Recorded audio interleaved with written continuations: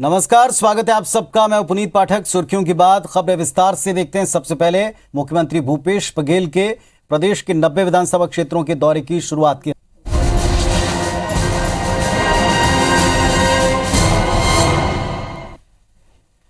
मुख्यमंत्री भूपेश बघेल ने प्रदेश के 90 विधानसभा क्षेत्रों के दौरे की शुरुआत आज से कर दी। सीएम के इस दौरे से विपक्ष के साथ साथ सत्ता पक्ष में भी खलबली मची, क्योंकि मुख्यमंत्री अपने इस दौरे में सरकारी योजनाओं की समीक्षा के साथ साथ संगठन और अपने जनप्रतिनिधियों के कार्यों का आकलन भी करेंगे।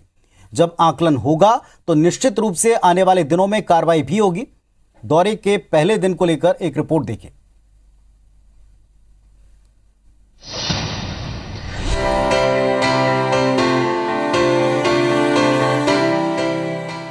मुख्यमंत्री भूपेश बघेल ने बलरामपुर के सामरी विधानसभा से अपने प्रदेश स्तरीय दौरे की शुरुआत की। पहले दिन सामरी विधानसभा के कुसमी गांव में श्री राम जानकी मंदिर में पूजा अर्चना की। उसके बाद अपने चिर परिचित अंदाज में लोगों से मिले, पुलिस परिवारों से मिले, बच्चों को चॉकलेट बांटी, गांव में आम के पेड़ के नीचे बैठकर चौपाल लगाई। छत्तीसगढ़ के मुख्यमंत्री भूपेश बघेल ने बलरामपुर जिले के सामरी विधानसभा से अपने प्रदेश के दौरे की शुरुआत की है। यहां पहुंचते ही मुख्यमंत्री भूपेश बघेल एक्शन में दिखाई दिए और उन्होंने पीडीएस राशन दुकान के निरीक्षण के दौरान शिकायत मिलने पर नगर पंचायत के सीएमओ को तत्काल निलंबित करने के निर्देश दिए। साथ ही कुसमी में बिजली संकट को दूर करने का निर्देश दिया। बलरामपुर के अलावा सीएम अंबिकापुर भी पहुंचे, शंकरगढ़ सामुदायिक स्वास्थ्य केंद्र का निरीक्षण किया। सीएम ने कहा कि वो लोगों से मिलने और समस्याएं सुनने आए हैं। कांग्रेस प्रदेश अध्यक्ष मोहन मरकाम ने भी इस दौरे को फीडबैक लेने और उसके आधार पर काम करने के लिए अहम बताया। देखिए, आम जनता से मिलना, उससे समस्याओं को सुनना और दूसरी बात जो योजना है उसकी जानकारी लेना। कार्यकर्ताओं से मिलेंगे, अधिकारियों से मिलेंगे, आम जनता से भी मिलेंगे। आम जनता का हमारी सरकार के प्रति क्या नजरिया है, हमारे संगठन के पदाधिकारियों के प्रति क्या नजरिया है, हमारे विधायक के प्रति क्या नजरिया है, उसके बारे में भी जानने समझने का प्रयास करेंगे। सीएम के इस दौरे को लेकर भाजपा नेताओं ने हमला बोला है। नेता प्रतिपक्ष धर्मलाल कौशिक ने कहा है कि ऐसे दौरे का कोई फायदा जनता को नहीं मिलने वाला। वास्तविकता जानना होता तो सीएम गोठान और स्कूल में बिना बताए पहुंचते। पूर्व मंत्री बृजमोहन अग्रवाल ने कहा कि राज्य सरकार को मालूम हो गया है कि जनता नाराज है। नियोजित कार्यक्रम कहाँ जाना है, मुख्यमंत्री को किस गौठान में जाना है, किस वेलनेस सेंटर में जाना है, किस आंगनबाड़ी में जाना है, पहले से तय है तो बता करके जाने में क्या दिक्कत है। यही औचक निरीक्षण है। मालूम है कि गौठान उनकी क्या स्थिति में है। मैं समझता हूं इसको औचक निरीक्षण का नाम नहीं देना चाहिए। मुख्यमंत्री दौरा कर सकते हैं, मुख्यमंत्री हैं। सीएम साहब को अब ये लग चुका है कि पूरा प्रदेश उनसे नाराज है। किसान नाराज है, नौजवान नाराज है, श्रमिक नाराज है, बेरोजगार नाराज है और जो ब्यूरोक्रेसी है वो पूरी सरकार पर हावी है। और मुझे लगता है इससे घबरा कर ही अब उन्होंने दौरा शुरू किया। मुख्यमंत्री भूपेश बघेल और प्रदेश कांग्रेस कमेटी के अध्यक्ष मोहन मरकाम भले ही ये कह रहे हैं कि ये दौरा विधायकों का सर्वे नहीं है, मगर ये तय है कि फीडबैक के आधार पर सीएम मिशन 2023 के लिए अपनी टीम तैयार करेंगे। वहीं सरकारी योजनाओं के क्रियान्वयन में लापरवाही पाए जाने पर अफसरों पर भी गाज गिरेगी। बलरामपुर से अरुण सोनी के साथ अभिषेक सोनी, IBC 24 अंबिकापुर। 90 विधानसभाओं के दौरे के तहत सीएम भूपेश बघेल बस्तर के दौरे पर रहने वाले हैं। 18 मई से 4 जून तक बस्तर संभाग की सभी विधानसभाओं का दौरा करेंगे और इस दौरान सीएम जनता से सीधे रूबरू होंगे और उनकी समस्याओं को सुनने के साथ निराकरण भी करेंगे।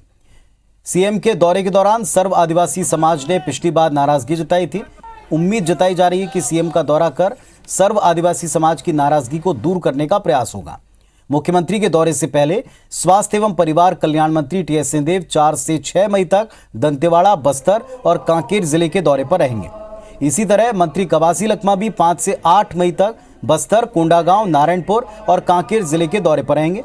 सिंहदेव और लखमा दोनों मंत्री दौरे के दौरान विभागीय समीक्षा भी करेंगे। पिछले 3 साल में जो काम किया है उसको फील्ड में जाने से देखने चाहता है। जो काम अभी 1.5 साल बचा है क्या करना चाहिए, इसलिए मुख्यमंत्री का विचार है, काम देखेगा, क्या करना चाहिए वो बताएगा। और एक बड़ी खबर बिलासपुर से, रेलवे ने एक बार फिर से कई ट्रेनों को कैंसिल कर दिया। एसईसीआर की 11 एक्सप्रेस और 10 मेमू ट्रेनें रद्द कर दी हैं। 5 से 24 मई तक अलग अलग दिनों में ये ट्रेनें रद्द रहेंगी। रेलवे बोर्ड के निर्देश पर एसईसीआर ने इसका आदेश जारी किया है। तो एक बड़ी खबर आपको बता दें, एक बार फिर से कई सारी ट्रेनें कैंसिल हो गई। बिलासपुर से बड़ी खबर, रेलवे ने कई ट्रेनों को कैंसिल किया है। एसईसीआर की 11 एक्सप्रेस और 10 मेमू ट्रेनें रद्द हो गई। जितेंद्र थवायत सहयोगी हमारे साथ जुड़ गए हैं। जितेंद्र, बताएं इसके बारे में। देखिए, लगातार ये देखने में आ रहा है कि रेलवे जो है वो यात्री ट्रेनों को लगातार कैंसिल कर रहा है। बीते दिनों सरकार की तरफ से भी दबाव बनाया गया, इस पर आपत्ति दर्ज कराई गई। यात्री लगातार परेशान हो रहे हैं, लगातार ये मांग उठ रही है कि जो ट्रेनें रद्द हैं उनको फिर से शुरू किया जाए। लेकिन इसके बदले ये देखने में आ रहा है कि रेलवे लगातार ट्रेनों को रद्द कर रहा है। एसईसीआर ने फिर एक बार बड़ी संख्या में थोक में यहाँ पर ट्रेनों को रद्द किया है, जिसमें 11 एक्सप्रेस ट्रेनें और लगभग 10 से 11 मेमू ट्रेनें हैं, उनको यहाँ पर रद्द कर दिया गया है। और 5 मई से लेकर 24 मई तक अलग अलग दिनों में ये ट्रेनें रद्द रहेंगी। मतलब माना जा सकता है पूरे 1 महीने अभी रेल यात्रियों को परेशानी का सामना करना पड़ेगा, क्योंकि त्योहारी सीजन भी है। लोगों ने पहले से बुकिंग करा रखी थी। शादी विवाह या फिर छुट्टियों की अगर बात करें तो लगातार ये देखने में आ रहा था कि यात्री पहले से रिजर्वेशन करा रहे थे, लेकिन अब एक बार फिर यहाँ पर थोक में ट्रेनों को रद्द कर दिया गया है, जिससे अभी कहीं ना कहीं रेल यात्री हैं उनको परेशान होना पड़ेगा। और सबसे बड़ी बात यह है कि इसके पीछे का कोई कारण जो है वो रेलवे ने स्पष्ट नहीं किया है। ये कहा जा रहा है कि रेलवे बोर्ड के निर्देश के अनुसार ट्रेनों को रद्द किया गया है, क्योंकि लगातार ये सवाल खड़े होते रहे हैं कि यात्री ट्रेनों को आखिर क्यों रद्द किया जा रहा है, क्योंकि मालगाड़ियों का परिचालन जो है वो यथावत है। तो कहीं ना कहीं ये जो सवाल लगातार उठ रहा है कि मालगाड़ियों के परिचालन को बढ़ाने के लिए यात्री ट्रेनों को रद्द किया जा रहा है, इससे कहीं ना कहीं रेलवे की मंशा पर सवाल खड़े हो रहा है, क्योंकि रेल यात्री लगातार परेशान हो रहे हैं। इससे पहले भी देखने में आया था रेलवे ने 22 ट्रेनों को रद्द किया था, जिसके बाद सरकार ने भी इस पर आपत्ति जताई थी और खुद सीएम भूपेश बघेल ने रेल मंत्री से बात किया था, उनको ट्वीट भी किया था, पत्र लिखा था, जिसके बाद लगभग 7 से 8 ट्रेनों को पुनः रिशेड्यूल किया गया। उसके बाद ये माना जा रहा था कि और भी जो ट्रेनें रद्द हैं उसको फिर से शुरू किया जाएगा। लेकिन एक बार फिर रेलवे ने यहाँ पर दर्जन भर, माफ कीजिएगा, लगभग 20 से 22 ट्रेनों को फिर से रद्द कर दिया है। और एक बड़ी बात यह भी है कि बीते 2 साल से जो स्थिति है कोरोना की वजह से, लगभग 87 ट्रेनें जोन की, ये लगभग 2 साल से पहले से बंद है। पहले से कई सारी ट्रेनें कैंसिल रही हैं और कई सारी ट्रेनें जो दोबारा शुरू की गई थी, इसके बाद लोगों ने थोड़ी राहत महसूस की। अब एक बार फिर ये नया आदेश आया और इसका कोई कारण नहीं बताया गया। शुक्रिया आपका जानकारी के लिए। मध्य प्रदेश के सिवनी में गौ तस्करी के नाम पर आदिवासियों को मारने के मामले में सीएम भूपेश बघेल ने कहा है कि सरकार को चाहिए कि पहले जितने भी मवेशी या पशु हैं उनको रखने का इंतजाम करें। जहां तक गौ तस्करी की शिकायत है उसके लिए कानून बने हुए हैं, जिसके तहत एक्शन होना चाहिए। किसी को भी कानून अपने हाथ में नहीं लेना चाहिए। अगर हर कोई कानून अपने हाथ में लेने लगेगा तो अराजकता फैलेगी। कानून को अपने हाथ में नहीं लेना चाहिए। यदि गौ तस्करी हो रहा है तो उसके लिए भी पुलिस है, हमारे वेटनरी विभाग है, उनके माध्यम से आप कार्रवाई करें। सीधा कानून को हाथ में लें तो फिर कानून की स्थिति क्या रह जाएगी। छत्तीसगढ़ कांग्रेस अध्यक्ष मोहन मरकाम ने कहा है कि सत्ता और संगठन में अगर खामियां नजर आएंगी तो आने वाले 1.5 साल में उनको दूर करेंगे। उन्होंने कहा कि कांग्रेस चिंतन शिविर की तैयारी कर रही है। एआईसीसी की बैठक 13, 14, 15 मई को उदयपुर में होने वाली है। इसके बाद प्रदेश कार्यकारिणी में आगे के कार्यक्रम तय होंगे। भाजपा सांसद, विधायक, पूर्व विधायक और पदाधिकारियों के बूथ स्तर दौरे को लेकर मरकाम ने कहा कि जनता में बड़ी ताकत होती है, जनता का फैसला स्वीकार होता है। भाजपा जनता के बीच जाकर आज दुख दर्द समझने का प्रयास कर रही है, लेकिन अगर 15 साल में यही किया होता तो आज ये नौबत नहीं आती।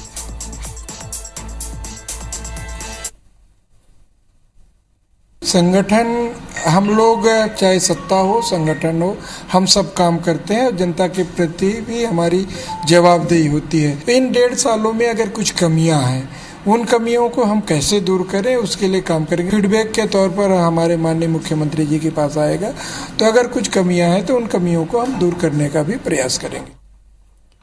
छत्तीसगढ़ बीजेपी प्रदेश प्रभारी डी पुरंदेश्वरी ने बीजेपी नेताओं के साथ अहम बैठक की। पुरंदेश्वरी ने पूर्व मुख्यमंत्री डॉक्टर रमन सिंह, नेता प्रतिपक्ष धर्मलाल कौशिक, भाजपा प्रदेश अध्यक्ष विष्णुदेव साय, अन्य वरिष्ठ नेताओं के साथ वर्चुअल बैठक की और 5 मई से 20 मई तक बूथ विस्तारक अभियान को गंभीरता से लेने का निर्देश दिया।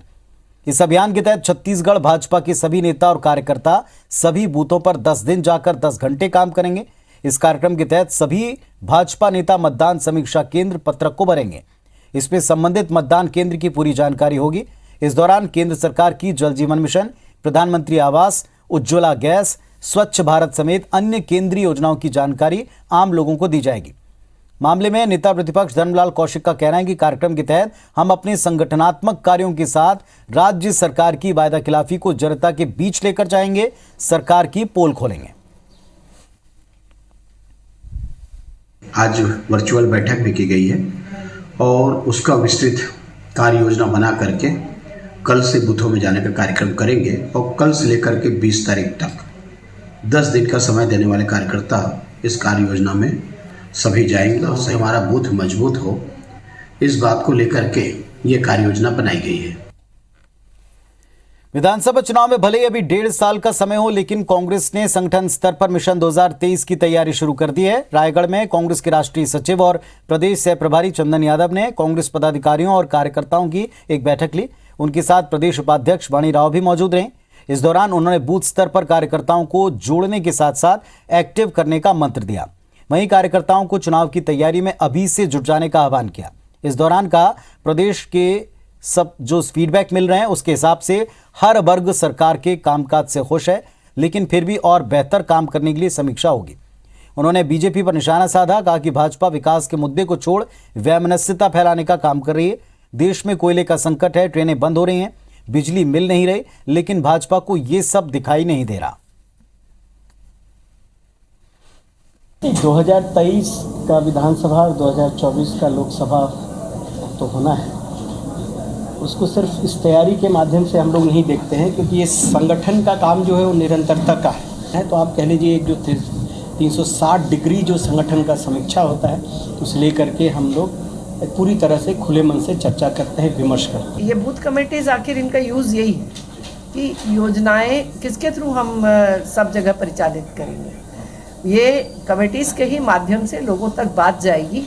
एक व्यक्ति नहीं कर सकता जब तक कि कंप्लीट स्ट्रक्चर ना हो, इसलिए हम लोग मजबूती के लिए और विस्तार कर रहे हैं।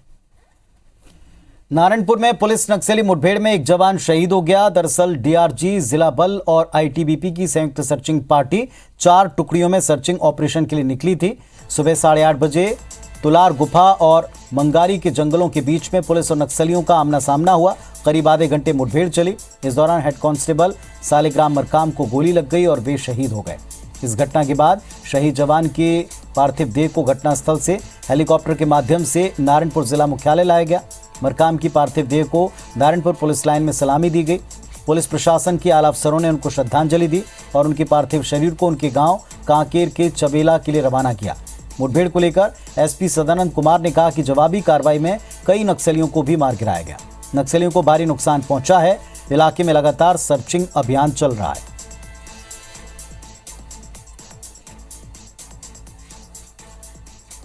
रायपुर में रविशंकर विश्वविद्यालय यानी कि आरएसयू की परेशानियां अब और बढ़ने वाली हैं। 17 मई से विश्वविद्यालय के सभी कर्मचारी हड़ताल पर जाने की तैयारी कर रहे हैं, जिससे यूनिवर्सिटी में होने वाली परीक्षाओं पर असर हो सकता है। 9 सूत्री मांग को लेकर कर्मचारी हड़ताल पर जाएंगे, जिसमें 7वें वेतनमान की चौथी किश्त के एरियर्स की मांग मुख्य है। बुधवार को कर्मचारियों की आम सभा में सभी 9 मांगों को लेकर सहमति बनी, जिसके बाद कर्मचारियों ने हड़ताल का फैसला लिया। जो मांग पत्र आया है, जो भी मांग पत्र पहले भी जो दिए हैं, जो विश्वविद्यालय स्तर का जो मांग है वो तो हम तुरंत कर देते हैं, परंतु ऐसे भी मांग उनके होते हैं जो विश्वविद्यालय स्तर के नहीं होते हैं, जो शासन या बड़े स्तर का जो समितियां हैं वो तय करती, वो हमसे हो पाने में कठिनाई है, तो हम उच्च समितियों तक भेजते हैं। छत्तीसगढ़ में टीचर्स का स्व आकलन हो रहा है। महज 3 दिन में प्रदेश के 63% टीचर्स ने अपना आकलन किया। प्रदेश में कक्षा 1 से कक्षा 12वीं तक के करीब 1,80,000 शिक्षकों का आकलन ऑनलाइन माध्यम से हो रहा है। टीएसए सीजी शिक्षक स्व आकलन का ये टूल राज्य शैक्षिक परिषद अनुसंधान और प्रशिक्षण परिषद ने विकसित किया है। शिक्षक स्व आकलन के इस टूल से स्वयं की स्ट्रेंथ और वीकनेस पर काम हो रहा है। सभी जिला शिक्षा अधिकारियों को अपने जिले के 100% शिक्षकों का स्व आकलन सुनिश्चित करने का दायित्व दिया है और इसके तहत प्रदेश के 5540 संकुलों के प्राचार्य अपने संकुल केंद्र के अंतर्गत आने वाले सभी शालाओं के टीचर्स का संकुल केंद्र पर स्व आकलन सुनिश्चित करेंगे। 6 परफॉर्मेंस फील्ड में जो है बांटा गया है। तो ये 40 बिंदुओं पर शिक्षक स्वयं को आकलित कर रहे हैं। ये देख रहे हैं कि वो जो कार्य करते हैं वो उन बिंदुओं पर कितने गहराई के साथ उनकी समझ है और कितना कार्य कर रहे हैं। बलौदाबाजार पोस्ट ऑफिस में खाताधारकों के आरडी अकाउंट से पैसा गायब होने की जानकारी मिलने से हड़कंप मचा हुआ है। बलौदाबाजार डाकघर में कई खाताधारकों ने अपना रिकरिंग डिपॉजिट अकाउंट खुलवाया और एजेंट के माध्यम से मासिक पैसा जमा करते रहे, लेकिन बलौदाबाजार डाकघर में करीब 30 से 40 ग्राहकों के आरडी अकाउंट में जमा पैसे की राशि में अंतर आने पर कई ग्राहकों ने डाक अधीक्षक के पास इसकी लिखित शिकायत की। खाताधारक दिलीप माहेश्वरी ने बताया कि मेरे खाते में अक्टूबर, नवंबर, दिसंबर 2021 में डाकघर के सील मोहर के साथ पैसा जमा दर्शाया, लेकिन वो राशि डाकघर से निकाले गए स्टेटमेंट में नहीं है, जबकि उस जमा राशि के सील मोहर का मिलान करने पर डाकघर ने उसे फर्जी बताया। वहीं कई दूसरे माह की भी कुछ किश्तें इसमें जमा नहीं है। प्रकरण को गंभीरता से लेते हुए दोषियों पर तत्काल कानूनी कार्रवाई की मांग की गई।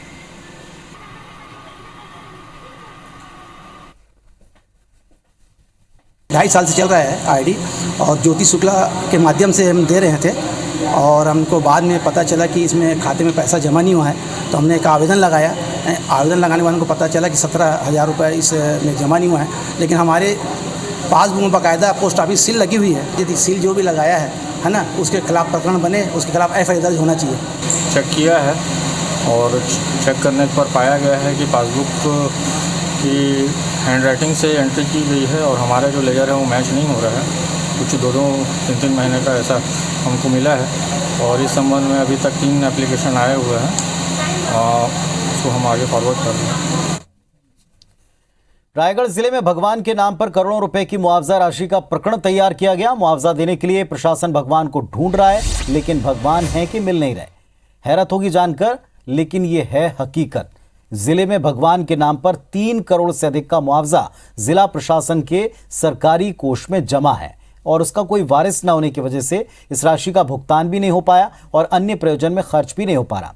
जानकार कहते हैं कि मंदिरों की समिति या ट्रस्ट अगर नहीं हो तो इस राशि का भुगतान नहीं हो पा रहा है, तो कलेक्टर ही सरकारी कोष में इसका इस्तेमाल करने पर फैसला ले सकते हैं। मार्गदर्शन मांग करके सरकार से इसका रास्ता निकालने के बारे में भी कहा जा रहा है, ताकि संबंधित गांव के सार्वजनिक कार्यों पर यह राशि खर्च हो पाए। जबकि एडीएम का इस मसले पर कहना है कि अगर मंदिर की समिति नहीं है तो कलेक्टर ही प्रबंधक होंगे और वहीं इस राशि को लेकर कोई निर्णय हो सकता है। जो भी करता धरता उनका सूची शासन के पास है। कलेक्टर साहब को चाहिए कि तत्काल एक समिति बनाए जिसमें अध्यक्ष सचिव की नियुक्ति करे और उस पैसे को जो है ना उस समिति के या उस मंदिर जिस भी नाम से वो अधिग्रहण हुआ है उसके अकाउंट में उसको जमा करे, ताकि उसका लाभ जो है वहाँ के मंदिर के या अन्य जो भी धार्मिक संस्था उनको शीघ्र से शीघ्र उसको मिल सके। सभी मंदिरों के पास में लगभग 3 एकड़, 4 एकड़, 5 एकड़, 10 एकड़ की ज़मीन सभी मंदिरों की स्वयं की है। तो सभी जगह में अगर जहाँ तक जानकारी मिली है कि कहीं पर अगर रोड बना है, कहीं NH गया है, कहीं पर रेलवे लाइन गया है, कहीं पर NTPC ने अधिग्रहण किया है या जहाँ पर भी अधिग्रहण हुआ है वहाँ पर लगभग 7 से 8 गांव के मंदिरों में लगभग 3 से 3.5 करोड़ की राशि जो है अभी भी वहाँ पर कोषालय में जमा है। कुछ जगहों में जो भू अधिग्रहण की कार्रवाई की गई है उसमें मंदिरों के नाम से भी ज़मीन है, मंदिर के नाम से ज़मीन है, उसमें प्रबंधक कलेक्टर है, तो इसमें जो भी राशि है किसी प्राइवेट व्यक्ति को भुगतान नहीं किया जा सकता। कलेक्टर साहब जो प्रबंधक है जो ऐसा चाहेंगे वैसे उस राशि का व्यय किया जाएगा। तो इस बुलेटिन में फिलहाल इतना ही। खबरों अपडेट्स का सिलसिला IBS24 पर लगातार जारी है। आगे देखिए मध्य प्रदेश की खबरें मेरे सहयोगी राहुल सौमित्र के साथ। नमस्कार।